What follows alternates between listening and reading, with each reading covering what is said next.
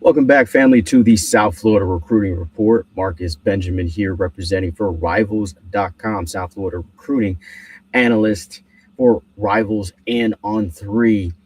And as we do on this show all the time, we're going to talk recruiting, but it's transfer portal season. So we're going to talk a little bit about the transfer portal and talk about some programs in the Sunshine State to really see how they project for this 2026 season. And at the end, we'll see who we think is going to win the national championship between Miami and Indiana. And to discuss it all, I've got my guy Andy Villamarzo from On Three Rivals High School to really kind of discuss a little bit about recruiting and the transfer portal. Thanks for joining me today, Andy. Hey, thank you, Marcus, for having me on again. Absolutely, always great to have you on. When you're on, I feel like we could talk for hours upon hours, but we'll try to squeeze this into maybe 30 to 40 minutes or so. So, first off, man, it's been a crazy transfer portal past couple of weeks with, you know, transfers going to different schools on the college and the high school level, man. It's been a little crazy when it comes to that. And we'll get into that in a second. But I do want to discuss some of the 2026 signees. One particular, Darion Coleman, the quarterback out of Orlando Jones, who, of course, signed with the Miami Hurricanes.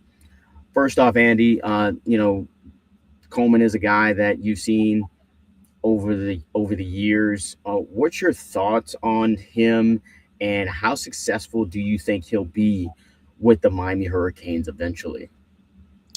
Well, I think in watching him in the last couple of state championship games and seeing him in the regular season, calm feet. I mean, one of the just more pure passers in the state. Just seeing him in this most recent state championship game against Plantation American Heritage, I thought, I mean, take away some mistakes in the first half, and we could be easily talking about Coleman raising the trophy for Orlando Jones. But, I mean, he finished a prolific high school career, and how that translate over to the college level, I think it's going to be predicated on, does he stay? Because now you look at all the college athletes and seeing the re-signing posts that are being posted by colleges around the country. I think all these players are on kind of 1 year rentals, I'll say. And it's going to be on, does Coleman stay there the entirety and see that development? Because now I mean, you got to actually follow through if you want to see yourself developing, at that school that you initially signed with. If you're there for a year and then you're moving on somewhere else, which we're seeing a lot more of, especially this transfer portal season. I mean, it's really hard to say, because does he immediately step onto the field next year? I mean, as talented as he is, I don't know if that's something that's going to happen right out of the gates, unless if he just kind of blows everybody away with his talent, which isn't out of the realm. I mean, if we're looking at kids that could be college ready, I mean, he might be as college ready as there is when you're looking at high school quarterbacks in the state of Florida, going from their senior year and into their freshman year of college. So I think he could translate very well on the college level. It's just going to be, does he actually stay at Miami longer than that freshman season? And that remains to be seen.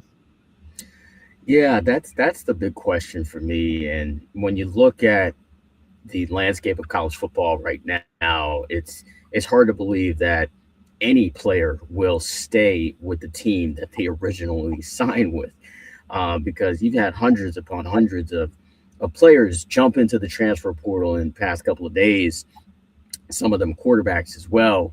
We saw Sam Levitt, a player that Miami was interested in, go to LSU, And it seems like Miami's on that same path of getting a transfer quarterback as they did in these last 2 years with Cam Ward and Carson Beck. If you're a Luke Nickel who's on the roster, or if you're even an Emory Williams who's also on the roster as a quarterback, you probably don't have the best chances to be a starter unless an injury happens. So I think that Darion, this is going to be a hot take, Andy, but I don't think Darion Coleman ever starts at Miami. Oh, wow. To be honest with you, man, I don't think he ever starts at Miami. I know it's a it's a take that is maybe premature, but it's just kind of the landscape of college football right now. Like I said, right now you've got Emory Williams in front of him, you've got Luke Nickel in front of him as well, and whatever potential transfer quarterback is in front of him, right? So it's hard to believe that he would stay the entire time, es- especially if Shannon Dawson, who has had the offensive coordinator at Miami, has had a lot of success, with the Hurricanes, leaves for another job, because we all know that happens, right? When a team is successful, as Miami has this season, there's going to be a lot of colleges that are going to be looking to add him as a head coach. And I'm sure Dawson will jump on that opportunity to be a head coach, as all coaches do. So if that happens, that's more of a reason why I think Darian Coleman probably does not play at Miami. I think it's better for these quarterbacks to start at a smaller school, maybe like a group of five type of school, or maybe a low end, I guess you could say, power four school, to really kind of develop yourself, develop your stats, get some tape, and then you transfer to like a big name school, as we're going to see with Teron Dickens, Tiger, who played at Miami Northwestern, won state championships, and then ended up going to Western Carolina, of all places, right, to play for the Catamounts. Yep. and and then balls out over there, and now he's potentially going to be a power four quarterback this season, with a lot of teams very much interested. Syracuse, I heard, is interested. Florida State also, I heard, is interested as well. So I think that's kind of the better path for these quarterbacks now, unless you are a five-star guy that's probably going to jump in immediately. I think it's better for you to go to a lower level school to gain some tape, to put some stuff on tape, because players like Emory Williams are just going to get buried on the depth chart. He doesn't have a lot of tape, and this guy could probably play in the NFL given his size. Yeah. So I think that a lot of quarterbacks are in that situation.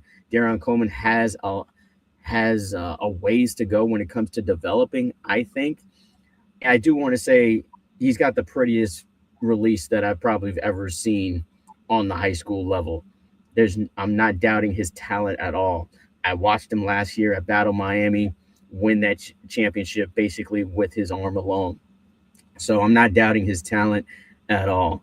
I am concerned a little bit maybe about his decision making, because he seems to run a little bit too much for me. And if he does that on the college level, he is probably not going to have a very long career. Let's just say Right. that. Yeah. Uh, so yeah, so it's just a prediction to see, to just based on what I've seen in college football. There's no disrespect to Darion Coleman, and Balin Trujillo is probably gonna come at me because I said what I said, but I don't think he starts in Miami, bro. Oh, it broke up that entire time. So if you threw a question back at me, I'll just kind of touch on what quarterbacks developing at a smaller school first before transferring to a bigger Power Four name school. I mean, I agree. I think that could be a path that a lot of these guys end up taking, just because the importance of seeing the field sooner rather than later is inherited your development You're breaking up a little bit, Andy. Not hearing you very clearly.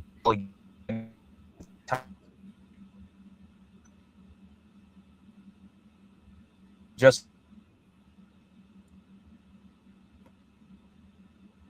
Not hearing you very much, Andy. I don't know if you want to jump off and maybe jump back on here. Um, but yeah, just to Andy's point, I quarterback. started to hear a little bit of. Oh, can you hear me? Yeah, I can hear you better now. Okay. I was just touching on kind of following up on your point of quarterback starting at a smaller school before heading off to a bigger Power Four college. I mean, I agree. I think that's something a lot of these guys should look into more in the future, and just kind of not looking at the name, not getting fixated on being at the biggest school to start off at, just because what's more important nowadays? Getting that time on the field, getting the film, being able to perform, to kind of show what you can do. So that's kind of what this has now become. These guys are looking for jobs, and they're on these 1 year contracts where year to year, I mean, you don't know who's going to be sticking around. I mean, and that's not just quarterbacks; that's other positions as well. Obviously, Ohio State losing to Miami, I think the buzz was, will Jeremiah Smith entertain a Miami Hurricane uh, possibility here? Just Yeah, because, I mean, obviously he's from South Florida. A lot of those kids on the team, he knows. So um, that's the kind of stuff you're faced with now. And the reality is, if you're a freshman coming in and you're not touching the field at all, I mean, your window of opportunity continues to dwindle because all you have is practice tape.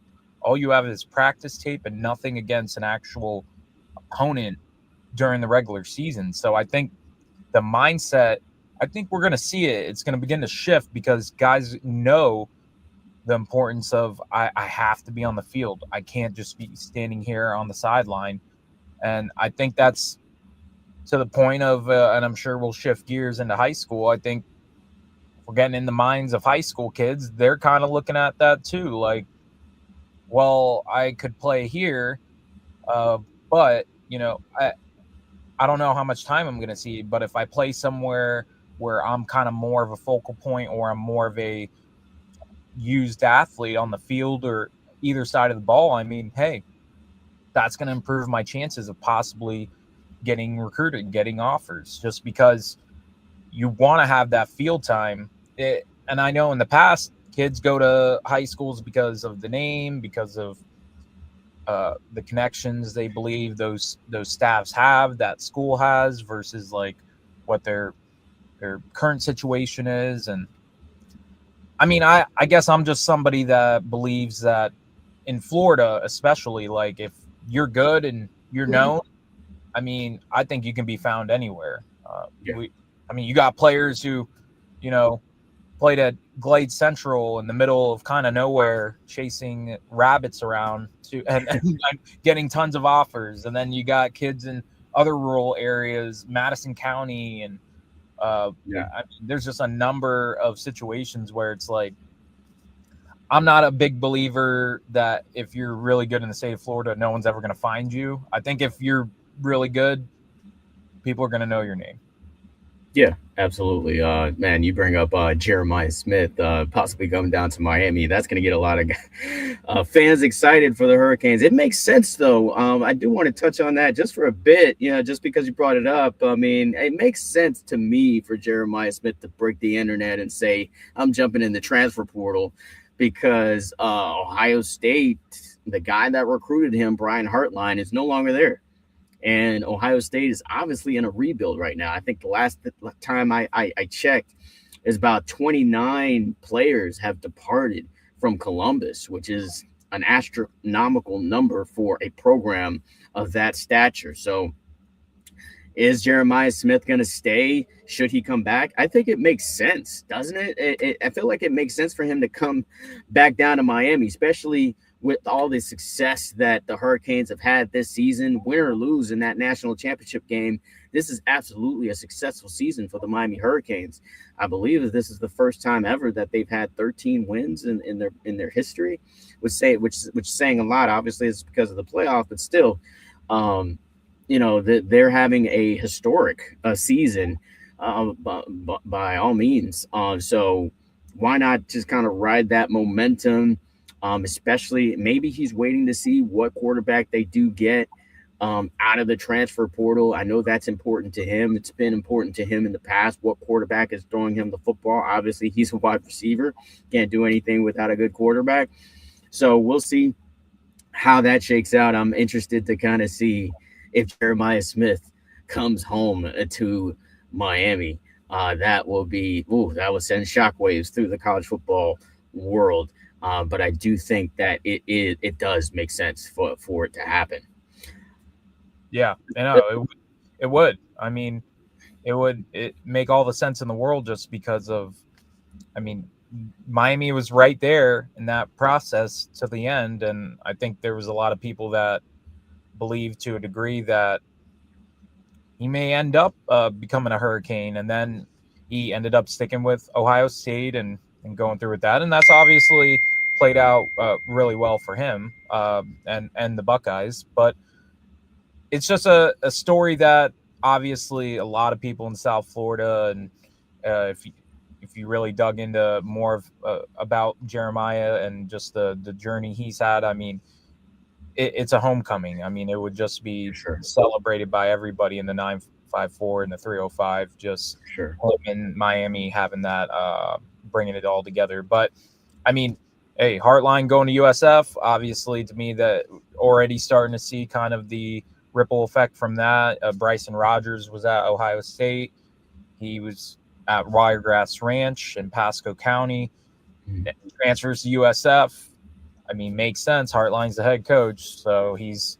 I mean, I don't know how many Ohio State guys he's going to be able to pull like that, but I mean, hey, get a few, and that I'm sure to him that's a win.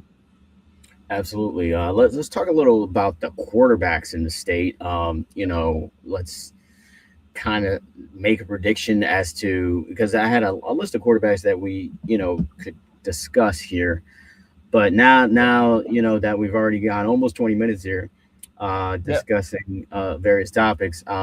Which quarterback do you think, as far as that's either that's on in the 2026 class or just transferred in, do you think will have the most successful career? So I'm talking about Will Griffin, Darion Coleman, which we just discussed, Rocco Marriott at UCF, Jaden O'Neal, Oklahoma product at Florida State, and South Florida, USF. They brought in Luke Kromenhoek, who I didn't even realize was at Mississippi State, is now, who was formerly at Florida State, is now with USF.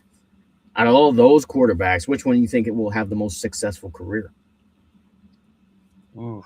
Well, I mean, I almost go refer back to these 1 year deals because these guys, who knows how long they'll actually be at their schools. Will Griffin to start. I mean, you got a new head coach in Summerall, so how does he approach freshman quarterbacks? Is he open to giving a guy like Griffin a shot early on? I I think that has to play out. Obviously, DJ Lagway not returning is a start because if you have him returning, well, you can, you know, check that off of, yeah, definitely not happening for me in 2026. Right. But new head coach, obviously, it's a little bit more wide open in terms of being able to have more of a open mind on who the quarterback may be instead of kind of already locked in. We have our guy. You're going to be sitting at least until he's out of here. So And I'm just going to kind of go one by one from what I know. I mean, Jaden O'Neal, he played at Mustang High School, really good quarterback out of Oklahoma. Going to Florida State. I feel like Florida State's just, they're going to keep searching through the transfer portal to try to get somebody that's experienced. And I know that's been the word whenever I hear big name quarterbacks, Florida State is involved in talks. And I career wise, I don't know. I mean, I I just revert back to, do you stick it out? Do you stick it out? And that's any of these guys. Rocco Mary over at Platte County in Missouri, he got an award for did the Rivals Missouri Player of the Year awards, and he was one of our Player of the Years. Obviously, has the talent, has the kind of the stats that you would want to see out of a Definitely has the stats that you would want to see if they're going to be successful. yeah, yeah. I think these guys. I actually, Cromenhawk to me could have the best career of them all, just because he already comes with experience. You kind of know based on his the minimal amount of action he had at Mississippi State. He could go into this situation at USF, and he could end up starting this season just because he already has a leg up when you're talking about on-field play. He's already had snaps. Hartline will probably, I would imagine, like that. I mean, you do have other guys that are there that and that they're recruiting, that they're looking at, but this was one that obviously he entered the portal, signed with USF, threw for already over 500 yards when he over at Hale State. So, I mean, right now of those guys, just because the others are all going to be incoming freshmen, and it's going to be.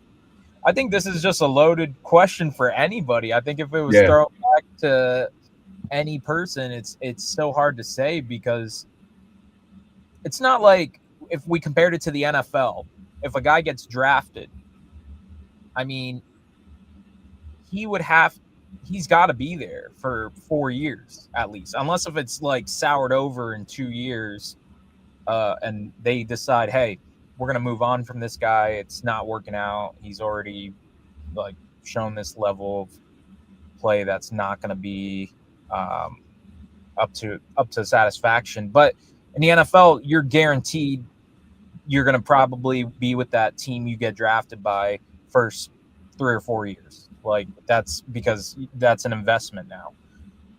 College football, they're on these 1-year deals, so it's like, how do we know anyone's going to stick around? That's what plays in my mind anytime I see these transfers, because and anytime I see high schoolers committing to a school. How do you know they're going to trust the process, stay at that college, see it out, see it through? I don't know. I think my guess is as good as anybody else's. Yeah, I hear you, man. It's a complex situation. Everyone's out there looking for the next Fernando Mendoza, right? Which brings me to the national championship game, man. National championship game is coming up on Monday, and I'm excited for it. I unfortunately will not be in the building. Yeah, I know, sucks. I'm trying not to be too salty about it, but ever since my role changed to recruiting and not so much the Hurricanes, the powers that be have deemed me not necessary to be in the building, which kind of sucks because I've covered like most of the players that are in that game. Like most of the players that are in that game I've known probably since they were freshmen. We're talking about Malachi Tony and Ruben Bain and Wesley Basaint and Bryce Fitzgerald. I mean, I can go on and on. Jojo Trader and Fernando Mendoza, and D'Angelo Pons. These are all South Florida guys that I've covered over the years. So unfortunate, but nonetheless, so we do have a national championship game in Miami And I just kind of want to get your quick take on it, man. Like, do you think the Miami Hurricanes will pull off the upset over the Indiana Hoosiers? I believe they're 8-point dogs right now. I absolutely believe they can. To go out on the limb and just say they're going to do it, I mean, it's hard to bet against them at this point. Just I said to people last week after the win, I said this team is built for the playoffs. When you look at how they play the game and how, like, offensively, I mean, it's still that run first mentality. Fletcher has been an absolute just dog out of the backfield for them. Just and he's that guy you can lean on, and they have other guys obviously that they can hand the rock off to, but he's their main ball carrier. And I mean, this absolutely has a American Heritage, Shamana Madonna flair to it, because all the names Yeah, I feel like, and of course Miami Central with Ruben Bain. I feel like every time they say a name for the Miami Hurricanes, I go, "Yep, seen him, covered him." You know, yeah, it's just these guys are now your household names throughout these college football playoffs. And I mean, Indiana, obviously. And you know what's crazy, Marcus, is somebody asked me at the beginning, like, what would be the best matchup for the championship game? And I said, Indiana, Miami. And they were like, why? Why would that be the best matchup? And I said, think about it. Indiana, and this story obviously is taking the country, because everybody's fascinated with Coach Signetti, his facial expressions on the sideline, his yeah, one-liners, and obviously, I mean, heck of a coach. And then you sure, got Fernando Mendoza, probably the best college football interviewer, or player that gets interviewed. I mean, he sounds like somebody who practices in front of a mirror and then goes and for has sure. these interviews, and is able to be as talkative as anybody. But they're like America's team right now. Everybody's behind them because they're the they may be the favorite by the game line, but they're like an underdog in a sense of they've been a downtrodden program for most of their time. Like, just these last couple years, they've risen to prominence. And then you have the Miami Hurricanes, who obviously have a storied history, but it's taken a long time for this to kind of get back to everybody always saying the line of, is the U back? Is the U back? Yeah, Is the U back? And then finally they're back in this championship game, but the game is in Miami. The national championship game is in Miami. yeah, And Fernando Mendoza, being a former Columbus Explorer, I mean, could Hollywood have written the script for this? I mean, yeah. I don't think you could have gotten a better matchup, to be honest. Yeah, I agree with you 100%. Just the Fernando Mendoza storyline in itself is just a great one. And then Malachi Tony, just turned 18, having a sensational a record-setting freshman season. You've got players that we will probably see for many years in the NFL, and Ruben Bain and Akeem Mesidor, Francis Mauanoa. I think these guys will have long sustained NFL careers. So we'll look back at this game and say, "Oh man, this game was loaded with NFL caliber guys." So, yeah, the Fernando Mendoza story is definitely one a very high note, because Miami did not recruit this guy at all, you know, and Fernando Mendoza, I'm not Fernando Mendoza, man.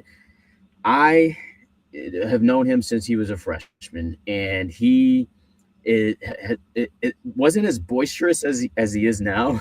I would say that, but he was always very humble, always looking to improve. He would text me at times and ask me, "Oh, what can I improve with my game? What did you like from me at a certain camp?" He was at football hotbed camps. He was at a ton of things. His dad is a great guy. Spoke to him plenty of times because, of course, he had Fernando and Alberto, his two sons, playing at a very high level. Who who knows if Fernando even ends up at Indiana if Alberto doesn't sign with Indiana himself. That's a storyline we're not even talking about. That the Right. fact his little brother, who people would say played better as a high school football player than Fernando, is a backup quarterback on the team.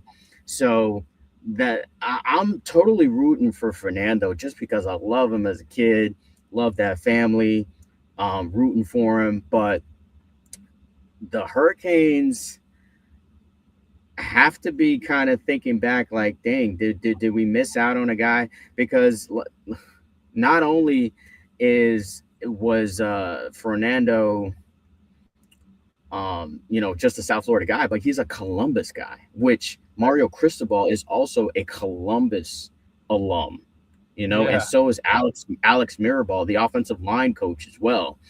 And they brought in guys from Columbus, throughout the years. Bryce Fitzgerald is from Columbus. So that is a very interesting storyline. Miami has kind of passed on certain South Florida guys for whatever reason. They passed on Fernando Mendoza, who I will say did not look like the 5-star that he is now, to be Yeah. honest with you. When I watch Fernando Mendoza now in college football, I'm blown away. I'm just like, wow, this kid has everything because he has the poise. He can make every throw. Probably doesn't have the strongest arm in the world, but can make every throw, is athletic enough to get you first downs, and is just a leader. Yeah. And I think that's probably the area where he's grown the most. And he has to show that in this national championship game to win. I think it's going to be a close game, to be honest. I've heard people say that Indiana's going to blow Miami out. I don't think so at all, just because Miami's game is very slow and it's very methodical. I Yeah. would think it's going to continue to be that way, and they're going to try to grind on you for 6-7 yards, and Carson Beck's going to run for 4, whatnot, and they're going to have they have that balance, I think, and Malachi Tony can take it the distance at any time. Keelan Marion has come on as a playmaker. And what worries me, though, is the fact that their defensive backfield is decimated with injuries, though. Xavier Lucas is likely going to be out for the first half because of that bogus targeting call in that last game. OJ Frederic doesn't seem like he's 100%. So, and Damari Brown didn't even dress in the last game. These are all, once again, South Florida guys that I've covered since they were very young. I'm concerned about that defensive backfield. Jacoby Thomas, that looks like he was kind of banged up as well. So I'm concerned with the defensive backfield of Miami. So there's probably going to be some young guys that are going to need to step up here, including Jabari Antoine, who we saw in the last game. So can they hold up against these receivers? I'm not so sure. I'm not saying that Miami is going to win this game, but I'm not saying that they're going to lose either. It's really tough for me to really kind of pick this game. I don't know why I even brought this up. Okay, well, I'm going to go ahead. I'm going to say I think Miami is going to win the game. I think Okay. that everything going in, Indiana does seem like this team of destiny, and I think this – 8.5-point favorites. When you're talking about betting lines, hey, you might as well just say they're getting blown out. And for as good as they played against Oregon, you got to believe that's not going to just happen again. Like, they're not just going to 50-piece Miami and run away with it in their home stadium. You're going to have now the crowd factor. Indiana obviously made Mercedes-Benz Stadium just into a home game. By all accounts, watching it on TV, it sounded like a Hoosiers home game. Not going to be the case down in Miami. Obviously, Miami fans are going to be there, well represented. Indiana's obviously going to do their best to try to offset that, but I think you're going to have more of the the hurricane flavor to it when you're looking at the fans down there, just because it's practically a home game, even though oddly enough Miami is the away team in this Yeah. game. So yeah, I just think no one's really expecting them to win. They're, like you said, I mean, they could be happy that they made it, but they're obviously not. They're behind closed doors saying we can definitely win this. I mean, Yeah. and why wouldn't they believe that? They're in that position. They've beaten the teams that they've needed to beat. I mean, you beat last year's champion in the playoffs, so I mean, it's almost like a why not Miami? Yeah. Because they've just seemed like a powerhouse, but they haven't seen a team with the athleticism, with the kind of balanced attack that Miami has. And I think that to me is why I look at them as such a playoff team, dangerous playoff team, because they can beat you running the rock. They could sit back and go 3 5-step drops with Carson Beck, and he can read the field and go through the progressions and find open guys. They could go play action pass. They can really do it all. And Yeah. I don't think they're kind of confined to like they can really only do it one way. And if that doesn't work, it just everything begins to unravel. It's like Indiana, if Fernando doesn't play well, I mean, I'm not quite sure how are they going to be able to really operate. I mean, because he's coming off maybe one of the most efficient college football playoff games of all time. I think it Yeah. was 17 of 20 for like 5 touchdowns, no Yeah. picks. He's on a heater for Unbelievable. sure. Yeah.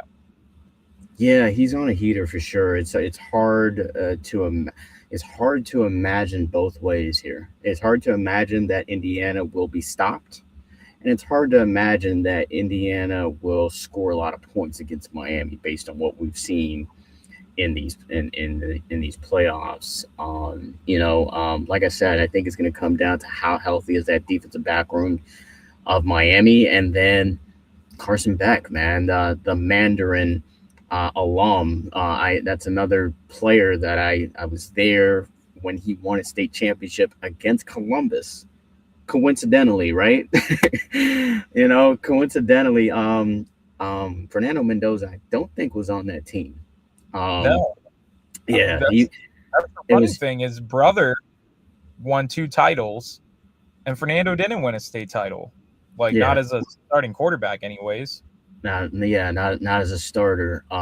So yeah, it's very interesting to kind of see who pulls this off. I'm not gonna pick against Miami because it's just not in my nature to do so.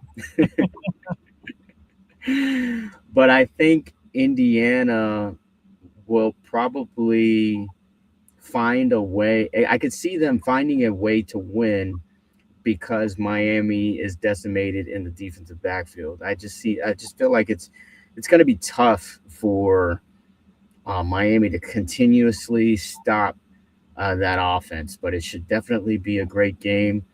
And we'll see what happens on Monday night, man. Yeah. Yeah. Last thing, quickly before I get you out of here, we want to talk a little high school. The transfer portal has been crazy, and I just want to kind of point out two programs in particular in South Florida that are doing an amazing job with accumulating talent. It seems like that's definitely a shift going on down here in South Florida compared to last year. Two teams that had some disappointing seasons for their standards are Carroll City and Columbus. Carroll City's been kind of off the map for a while since Coach Hippolyte left the program a few years back. And Columbus had a really down year last year, not really up to their standards. But both are Yeah. accumulating all kinds of talent. And Yes. when you look at the South Florida teams and those two teams in particular, Andy, who do you think is kind of doing the best job of accumulating talent here?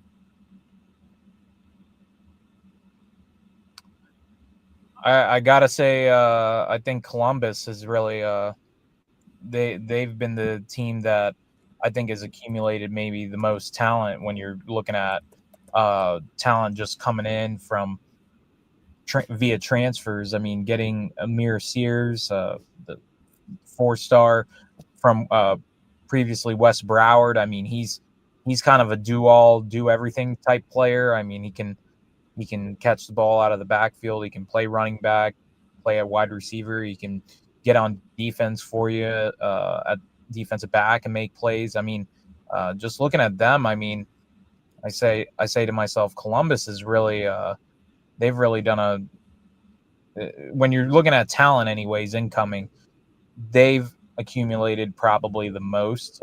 Carroll City, can't overlook that because Nicholas Lanier transferring from Miami Northwestern over there, combined with Malik Leonard coming over from Chaminade to play quarterback. I mean, you have to look at both of those guys heading over there and saying, wow, I mean, them coming off of a 6-5 season, a couple of above 500 seasons back to back for the Chiefs. So this is definitely, it's changing the environment for sure. But just last night broke the news that Miami Northwestern has decided on who their next head coach will be, and Jerome Thomas Jr., an alum of the Bulls, has been tabbed as the next head coach, and graceful enough to talk to me about him being promoted.